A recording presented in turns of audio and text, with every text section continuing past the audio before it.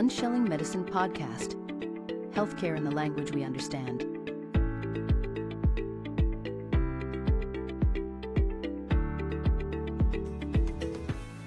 Hello, everybody. Welcome to today's episode. I have the pleasure of having Dr. Fajembola with us. Dr. Fajembola is a scientist, and she's a pioneer in starting research in the global south. I'll let her talk more about that. She's so dynamic. She's done so many things. When I met her initially before we're recording today, I got to know her work, and I would like for her to share her work with everybody. Even before we started recording, I asked for one to highlight. It was such tasking thing to come up with one.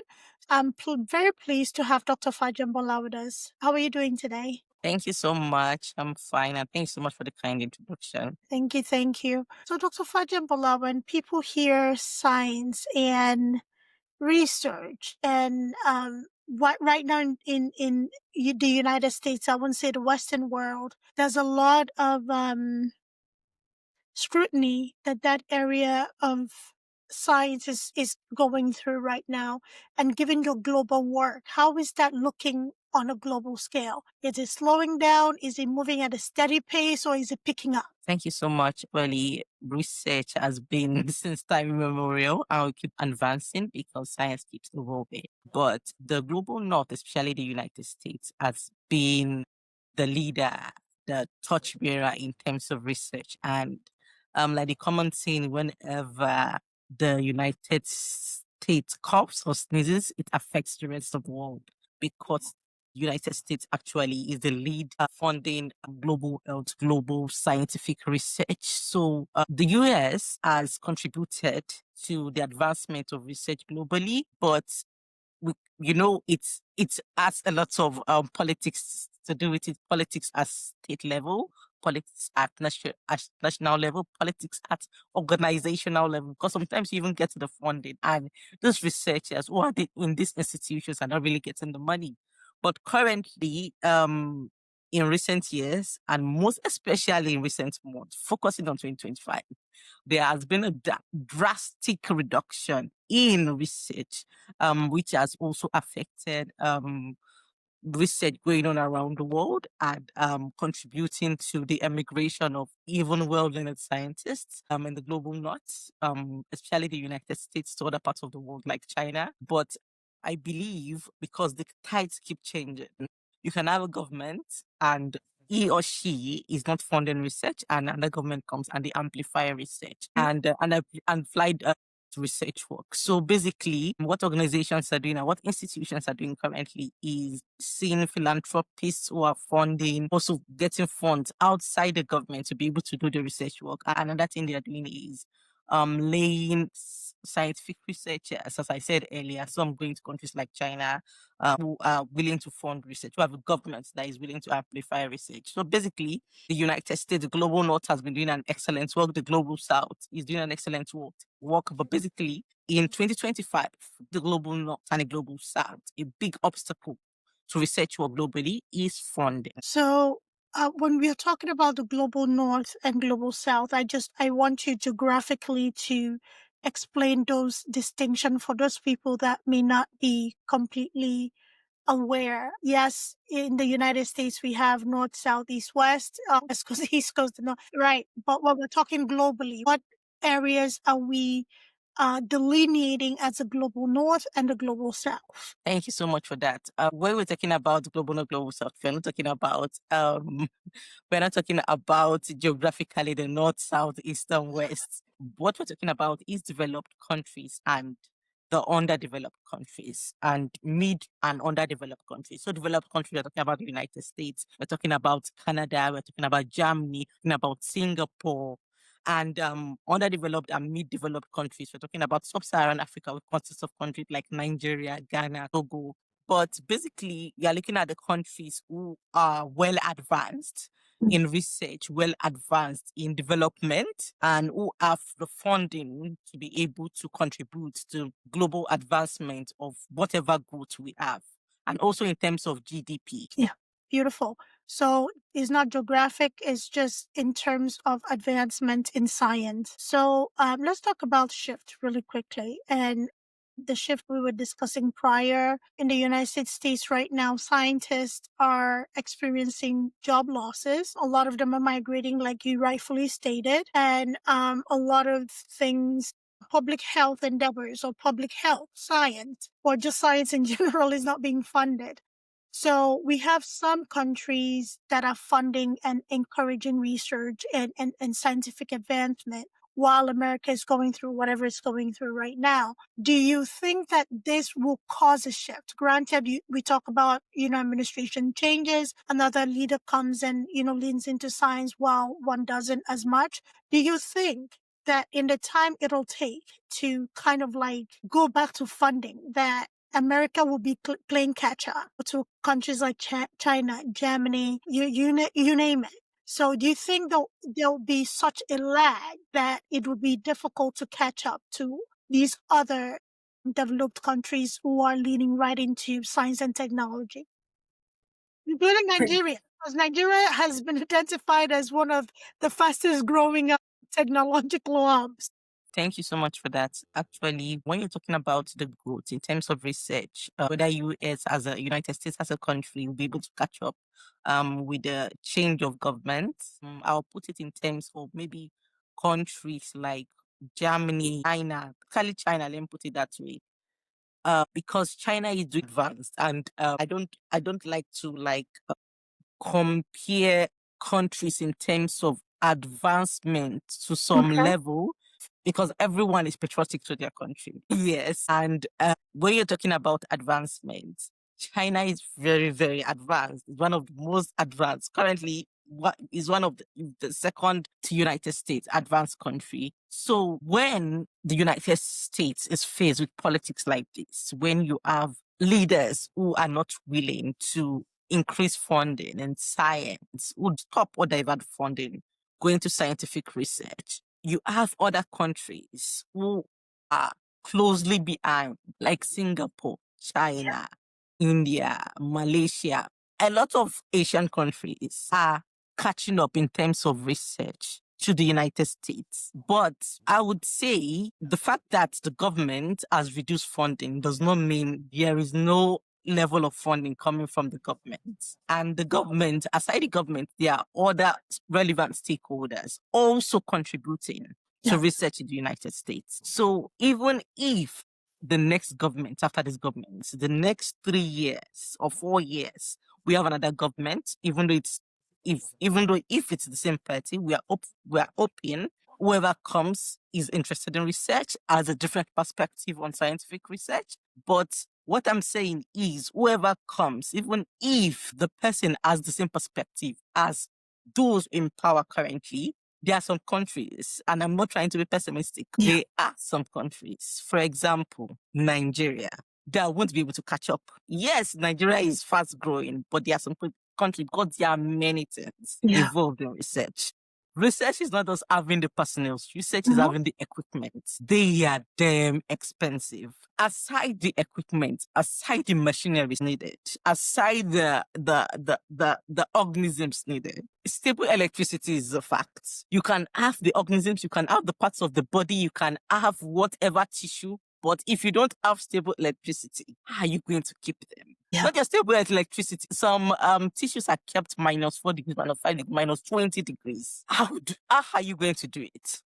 Because you have many, and this is not as an insult, I'm stating facts. You have many labs in Nigeria that are not working. You see some faculties, they don't even have a fridge. I would say, fortunately for me, I am married to a scientist, so who has had first-hand, because I didn't do my undergraduate in Nigeria, who had first-hand experience. And he compares experience many times with me, that many labs can't even afford distilled water.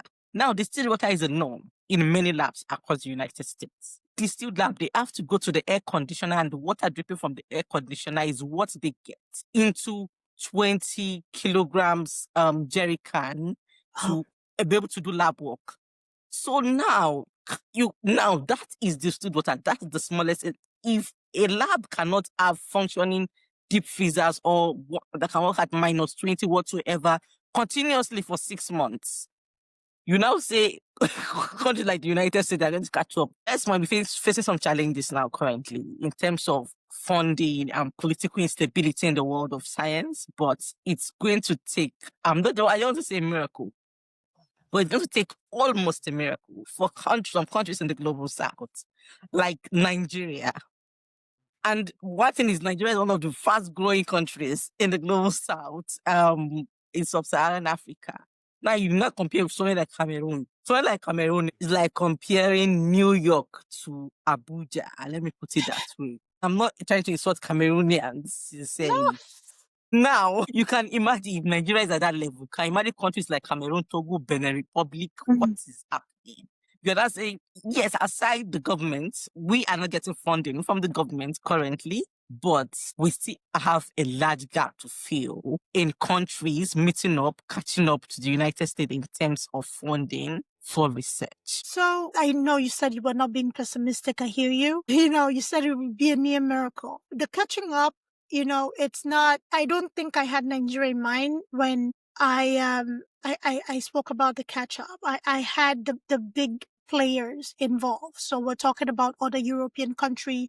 We're talking about China specifically, who's been a big player in the field and a noted and respectful competitor in the field of healthcare research, science, and technology. So in a general sense, that is the concern. Like, if we're scaling back when we need to have a competitive edge, will we be playing catch up to these countries when we are back on track? Yes, research is still going on. Yes, things are still happening, in the whispers of science, I should call it. However, so many things have been affected, even scholarship for PhD programs, even scholarships for doctorate programs for medical students when it comes to population health. Those things are suffering. Another area that was really hit is the disease processes that mostly notably affected people of African or sub-Saharan African descent. Example of that is sickle cell. We do know that women are not studied enough in science. Most of what we do in medicine today was based on men. A lot of studies that affected women had a lot of funding cuts. So with all of this said, and we're still having a fetal mortality rate fetal maternal mortality rate of 4-1 when it comes to Black women, that is the concern. We already, when we were being funded, we were still seeing a lot of these disparities. However, with the funding cuts, how far or how deep can this disparity go? And how much can we survive it? Yes, we are relying on philanthropical endeavors and contribution.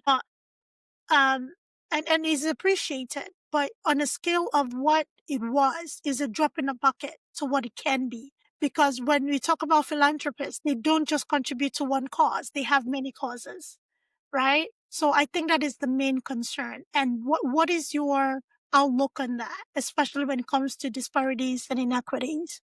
Okay, thank you so much. The question is a bit political because with the recent government, the impact they've had on, I say they because one person cannot make a decision and it goes. It has to go through some people, and they have been strides on diversity, equity, and inclusion, they rights and sort of it. I would say it's separated, but I would also say it's interconnected because there are different aspects that has to do with equity and inclusion, which is outside the field of science and health. But generally, I'd like to focus my discussion on the health sector, like in the field, basically the field of science. Since there is reduction, we know that when there is funding, that's when more research can be done. And that's when you mentioned that there have been mass reduction in graduate admissions. In fact, I've seen very, very excellent students like not being given doctoral degree, who normally would get doctoral degree admissions. They didn't get the admissions. When you see the situation happening from funding, when you have reduction in funding, you have reduction in taking in graduate students who further the research, you have reduction in doing more research. on the health sector. You have reduction in funding more research as advancing research at institution level, at national level, at state level, and also at regional level. But thing is, with more funding from institutions that are not basically government, more researchers will be pushed. Let me put it that way.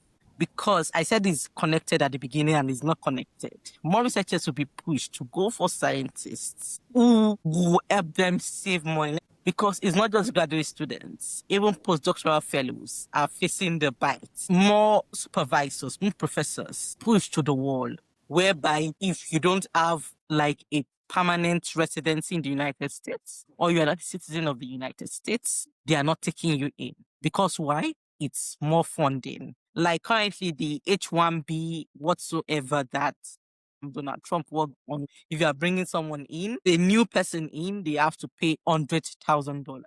Now, basically, I can tell you, there are many labs in the United States that I'm not to watch adverts live in public. Basics in labs in the United States, aside many labs closing, the basics in labs, like very basic $1 items, you find people, because I have relationships with people who work in labs. You find people trying to get basic things from one lab to another, like on their general WhatsApp group, please, who have these? I need these. Why? Because the supervisor cannot afford it. Because the supervisor is managing the funds.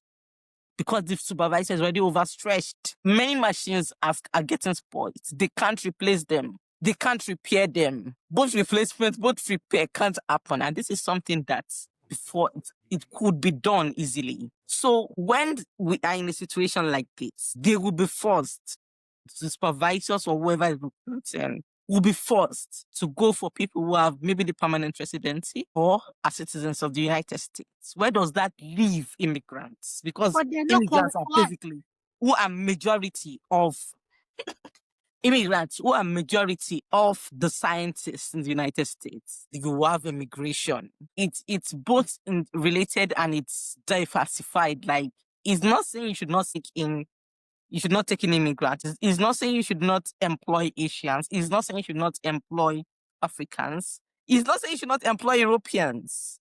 You can fill your lab with Spanish guys and Spanish women, but will you be able to fund them? When you weigh, because when you see you are bringing in maybe 5 Spanish guys and each is $100,000. Someone last year who was already managing lab materials who can't even like do the basic things in the lab because there is no funding. Now you tell him to bring 5 people from Spain, $100,000, not minus salary, just to bring them in. That's $500,000. How much are the salaries of the professors themselves? How much annually are the salaries of the professors? Minus them being underfunded. There is no funding coming from government. They are writing grants and there is nothing coming in. So we're in a situation whereby we can't say there is equity.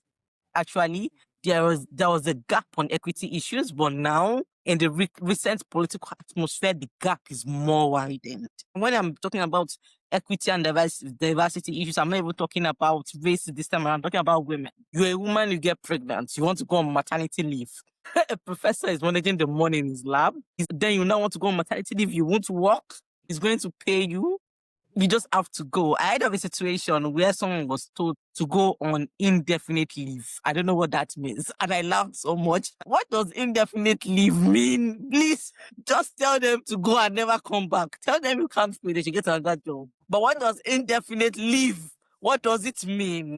So these are the issues basically. The current political atmosphere is widening equity issues and it's affecting everyone.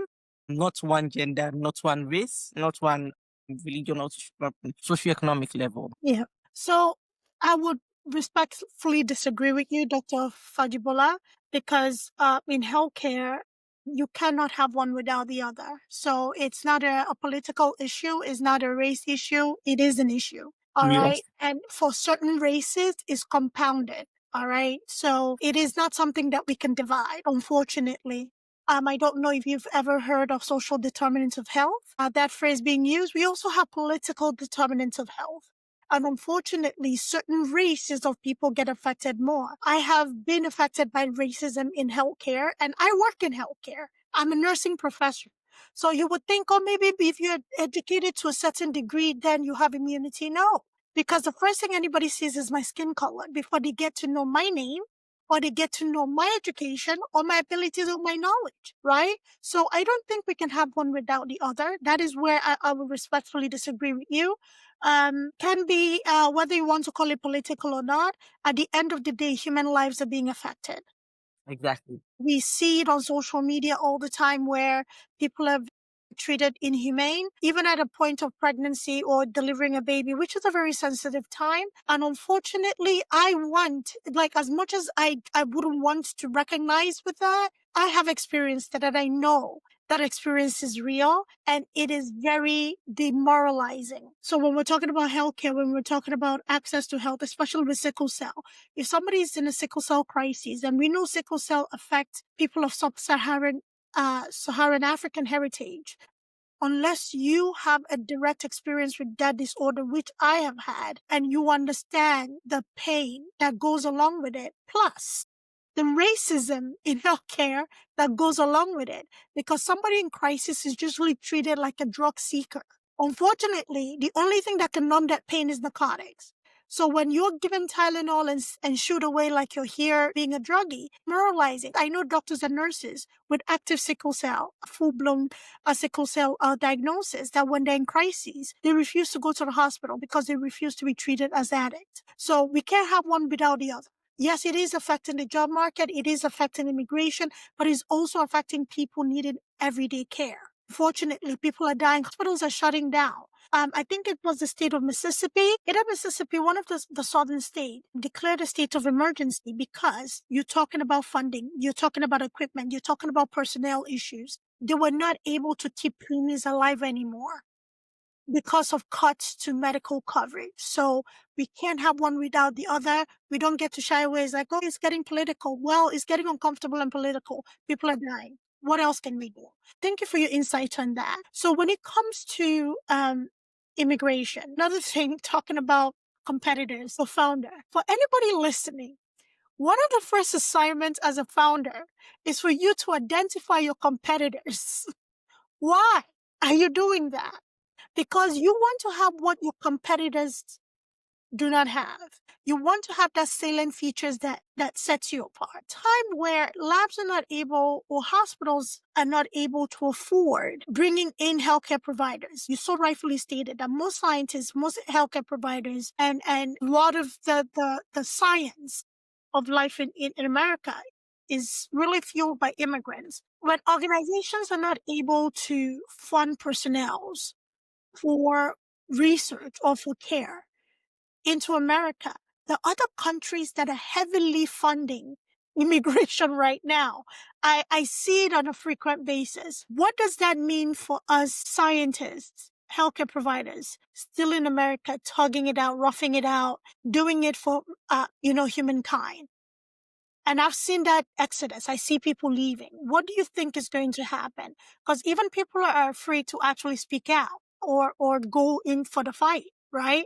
So what do you think is going to happen at the end of the day if there's no light at the end of this tunnel? Because right now it feels really dark. I don't know the question. I didn't really get the question. So the question is in relation to immigration. There's a mass exodus or there's an exodus, okay? Whether mass or not, there's an exodus of some sort.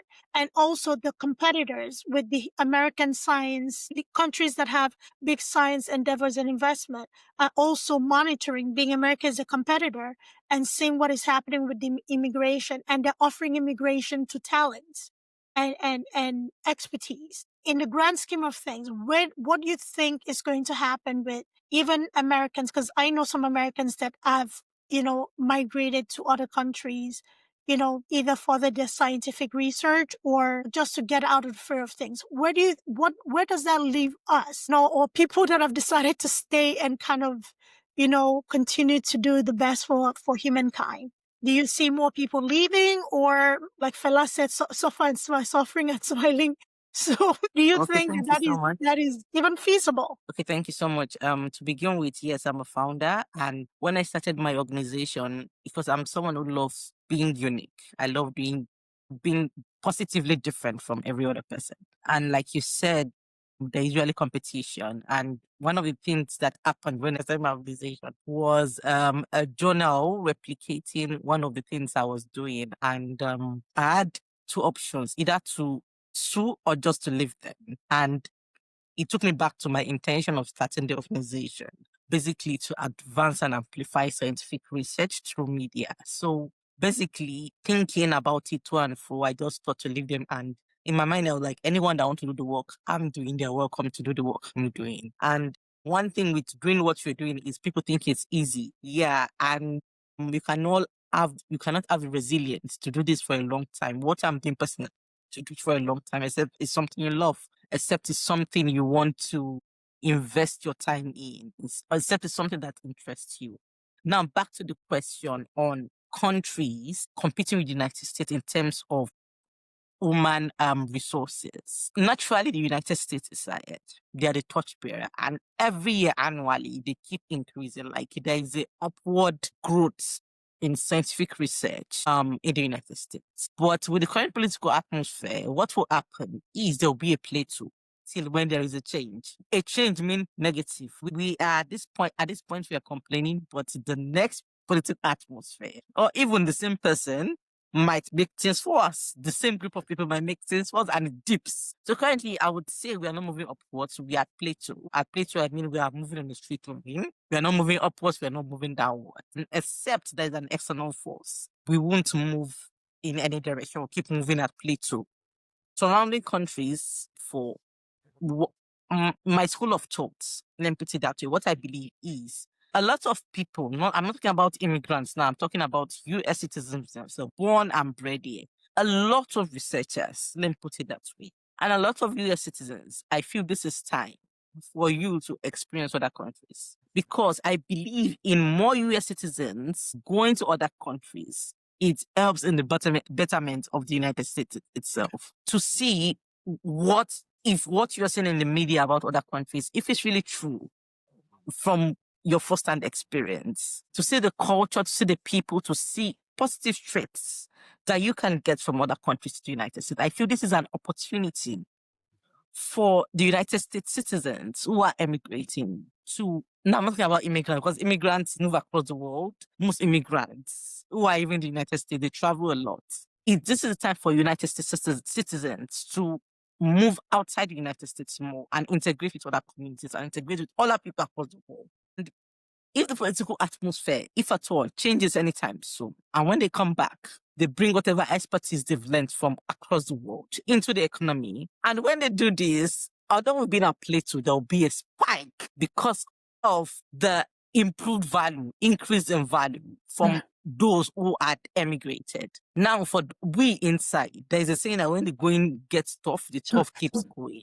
I believe people who will remain in the United States, there will be a reason why they're in the United States. I won't take it as loyalty, or I won't take it as loyalty or patriotism, but I believe for anyone who has an option to go to other countries that has better political atmosphere and have better resources at this time and chooses to remain in the United States, I feel there is something making them stay, and they have interest in the growth of the United States. Because if you don't have, you'll definitely be out to like better yourself. But if those that choose to remain here advise, they find ways to better themselves. And one of this why I feel can work is through communities, research communities, academic communities, even cultural communities, to help each other, to share ideas, to share resources, to rub minds together on the way forward. Outside the politics that is happening currently in the United States, I usually say that no individual can do it alone.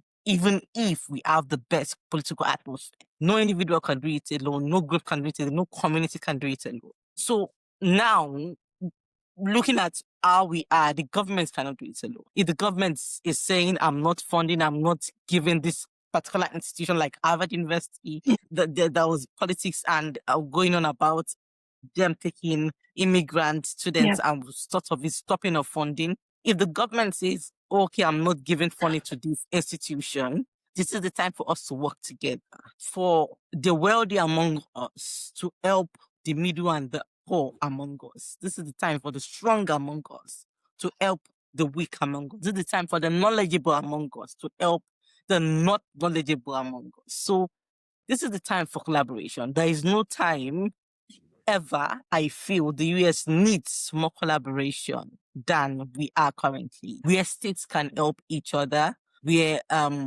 we can help each other at all levels and even cross-generational. We have the Gen Zs, we have the middle age, we have the old age. This is the time for us to share ideas and come together at town hall meetings to talk on way to advance. I feel the power is with the people. The people power outweighs the power of the government, even though the power of the government is the highest in the country. Yeah. So I believe if you're in, make it work. If you're out, make it work. And if at all the political atmosphere changes someday, if those out want to come in, it's a plus to us.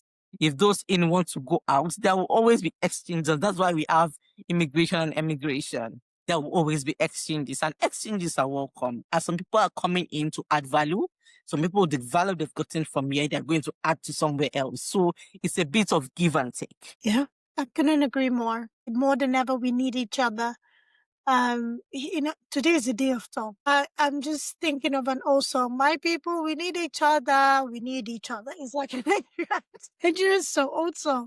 Well, I couldn't agree more.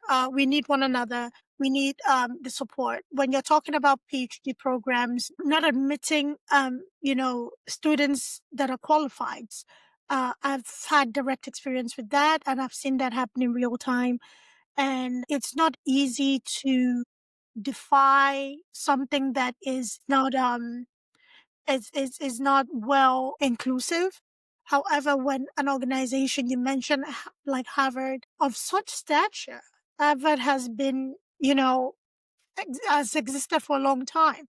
And I think it's time for us to kind of like look at one another and lock elbows. Nobody's coming to save us, unfortunately, or unfortunately, because I think in situations like this, we realize our resilience, we realize our resourcefulness, and we realize how much we have to offer, because it calls for you to be strong. It calls for you to show up. All those communities, as a founder myself, I've leaned into community like I've never leaned into community before. And I have reaped the benefit from being in community with people. People genuinely want to help, but you have to get out of your own way to open up and be available to help and also help somebody else. So I'm completely in agreement with that. So it's been a beautiful conversation so far. Before Dr. Fajembola came into existence, I want to go back to the young Azeezat. What was it that interested you in science enough for you to say, you know what, as opposed to doing anything else, this is what I want to do because I'm passionate about it? And the reason I know you're passionate about it is that you mentioned a study and something that you were working on, and somebody took that ideation and ran with it. And you're like, okay, do I fight this and exhaust myself, or do I let you run with it knowing that you run out of steam because you don't have the passion that I have? So that passion, where was it planted? Who nurtured it? And why have you kept that fire burning today? Okay, thank you so much. I don't know if I've said this live to anyone before. My grandparents, my paternal grandparents worked in the hospital, and I grew up, I lost my grandmother, my paternal grandmother, before I was born. So I grew up hearing my dad talk about his mother. And yeah, I read the book he wrote on his mother, and that's where I started at first, I guess. Because looking back, recent years, I've looked back, like, where did this passion start? You understand? I guess that was where it first started. Okay, this woman my dad loves so much, my grandmother. Then read about her, let me know about her. And I guess it planted something in my heart. Then growing up, if I'm sick and I was taken to the hospital, I would just get well. And it was just like magic. The hospital was like my safe place. And when I go to the hospital, my mom will say, "You are fine. You can't be fine." And after taking the injection, my mom really discuss the symptom with them, and they're like, okay, but she looks fine now, but you are claiming she had these symptoms. And I will ask the doctor, which doctor are you? Be like, I'm a medical doctor. Just medicine is medicine you studied, because I wanted to just be in that environment that made me feel alive. And I would read medical terminologies. Going to the hospital, I would medical. I had interest in medicine. I don't know if I was academically excellent, but growing up, the street I grew up, without telling anybody, I wanted to be a medical doctor. Because I don't know why, the street I grew up, everyone there called me doctor. My name was not Azeezat. Basically, my name from childhood was doctor. That was my name. And in my mind, I was like, what if I don't get into medicine with all this doctor? Have you seen doctor? Doctor. What if I don't get into medicine? But growing up, you see how destiny works, from my paternal grandma to my first-hand experiences, seeing the hospital as a safe space and learning about medical terminologies. I grew up being someone who loved to alleviate the pain of others. That's where Dr. Fish, my nickname, started. Doctor for pain, redness, irritability, basically the science of pain inflammation. So basically, I grew up to be someone who wants to alleviate the pain of others, who want others to be in a better space, like improve the well-being of others. And it really helped me pursue medicine and become a medical doctor. So basically, that has been my journey through medicine, and I've had an interesting journey. I tell people I don't see myself doing something else. If I ever did accounting, I guess I would be a dropout. If I ever did arts, I would be a dropout. If I did nursing, I guess I would succeed, because I just want to be in the hospital space. Right. But if I see myself doing anything outside science class, I guess I will have just fumbled. So what helped me, even on the days where it was very hard in medical school, what held me together was, this is what I wanted to do. This is what I have passion. And I'm glad God aided me through it. Oh my goodness. I love origin stories because they're so unique. And sometimes it's a calling that you can't run away from. And that is the one thing about our people that I really absolutely love, is that we have a habit of professing things. There's some dark people too, but we have a way of professing things and manifesting things for little children, whether it's a nickname or whether it's your name, your given name. Everything around us is like a prophecy. And when you get there, you're like, okay, I have to see this through, because you know what? Everybody's looking at me and everybody wants me to succeed. So thank you for sharing that with us. So Dr. Fajembola, because I am a sucker for knowledge and I always like to, get like every bit that I can. Usually I ask my guests at the end of a conversation to share a golden nugget or a few golden nuggets to our listening audience. So for people that have listened to our conversation today, whether we're talking about scientific research, where we are, where we're going, how we need one another, and also your origin story, what are the things that you would like to leave our listeners with? So whether it's a young girl who's reading about her grandmother, watching her grandparents or her parents, or just being given a nickname that she feels she has to fulfill, or somebody that is actively in the trenches of things right now in science and research. Okay, thank you so much. I was expecting to get some questions on my organization. Don't you worry. We'll talk about your organization. Don't you worry. But I'll bring that in because it's research-based. Okay. What I will leave for our audience today is, science keeps evolving. The government cannot do it alone. It's time for you and I to come on board, if you're interested, to invest in science, to make sure whatever the scientists are doing, the scientists will feel supported. And whatever they are doing, make sure your family understands what they're doing. Your community understands what they're doing. The children understand what they're doing. Because it's partial, and put it as that, it's partial waste of time for scientists for the government or whoever to fund research, organizations to fund research. And they publish this research and they are just the ones circulating the research, like circulating within colleagues. And it's not the world, global citizens, who are majority, don't even understand what's going on. Yeah. So when you see people like me, or when you see people like anyone starting any organization or any venture to amplify research, what should you do? Help them in any form you can. Because it's not just for you, but for the future generation of of humans. I usually say whatever affects someone in India is affecting anyone in Nigeria. We are not, and the world is more interconnected than it was 50, 100 years ago. Absolutely. So whatever positive thing you can do, it comes back to you first before it goes to the rest of the world. So wherever you see the advancement of research, we're talking about advancement of research, a lot is needed aside funding. A lot of support is needed aside funding. Encourage the younger generation to go into the field of science, especially those in the global south countries. Encourage them to go into the field of science. A lot is to be done in the field of science, especially in the global south.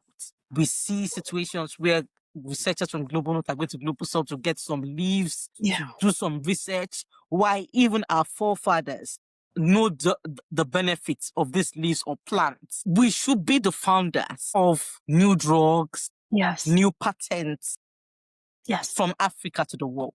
The global north shouldn't be the ones going to the global south to get what our forefathers already knew and naming it after them. So please, wherever you see anything on science, anything on research, whatever you can support, encourage the younger generation, discuss, fund, whatever you can do. Please support the strides of science. If you cannot be a torchbearer, be an active follower. That's what I'll leave you with. If you cannot be a torchbearer, be an active follower. Tell your neighbor, if you cannot be a torchbearer, be an active follower. If you cannot be a torchbearer, be an active follower. We cannot be, all of us cannot be US. Be an active follower. I love it. Oh my goodness, I love it. Be an active follower. That's it. Dr. Fajembola, please tell us about your organization. You're doing incredible things when it comes to research and awareness. Please tell us what you're working on when it comes to research and the knowledge to the general public. Okay, thank you so much. Let me quickly give an overview to our audience. I'm the founder of Fajembola International Science and Technology. This is an organization focused on amplifying research globally, and most especially we are focusing on the global south. Why? Because compared to the global north, that is reduced. Compared to the global north, I mean the most developed countries across the world, the global south, which are the least developed countries across the world, they have little research, and it's seen in the way we live our lives. Most especially what we are focused on is simplifying this research through discussions. We are on YouTube and podcast platforms. What we are focused on is if Professor Obeya, if she publishes a research today, can a Gen Z in Ghana, a Gen Z in Togo, a Gen Z in Brazil, can they understand what she published? So basically, that is what my organization is doing, simplifying, make sure you can understand, you can feel what is happening in the world of research, and you can know basically how it affects you. There are many discussions we have and we are going to have. There's a lot of research being done. We cannot even tackle it because there are 52 weeks in a year, and we can only do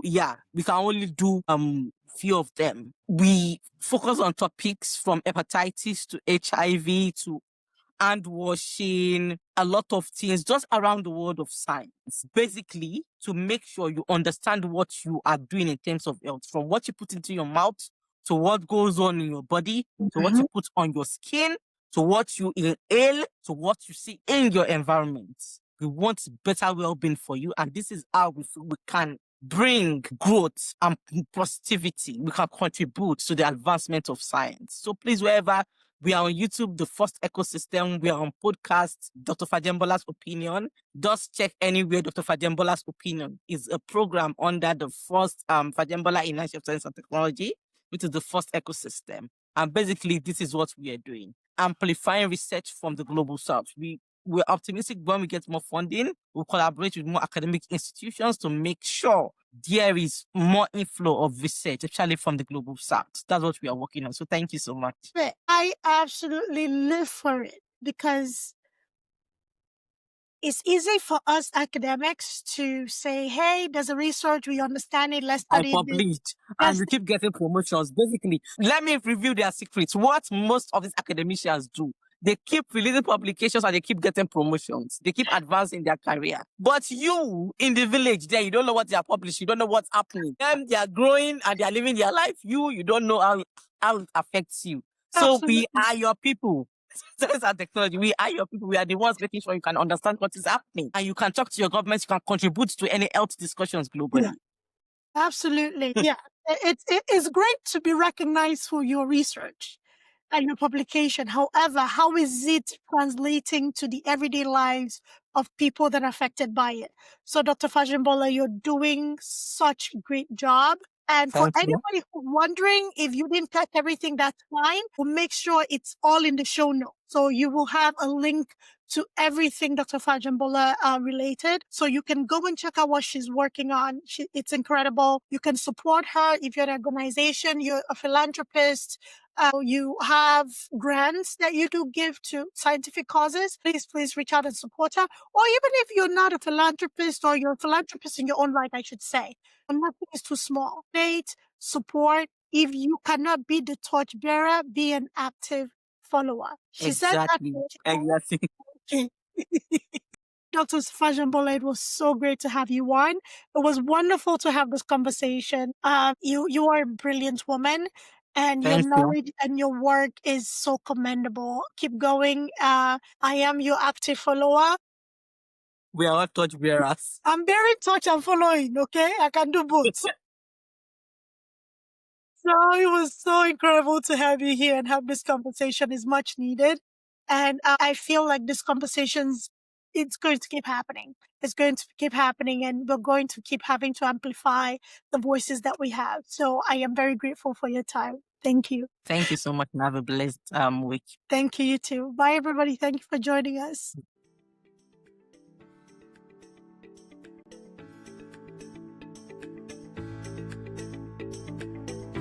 Thanks for tuning in to Unshelling Medicine Podcast. If you want to stay up to date with the latest episodes, make sure to hit that subscribe button on your favorite podcast platform. If you enjoyed today's episode, please take a moment to leave us a review. Follow us on social media at Altruistic Scribe on Instagram, TikTok, Facebook, YouTube, and LinkedIn. We share additional tips, updates, and health-related content that you won't want to miss. Have any questions or topics you'd like us to cover in future episodes? Reach out to us at altruisticscribeco.com. We're always eager to hear from our listeners and tackle the health topics that matter most to you. Until next time, stay healthy and take care.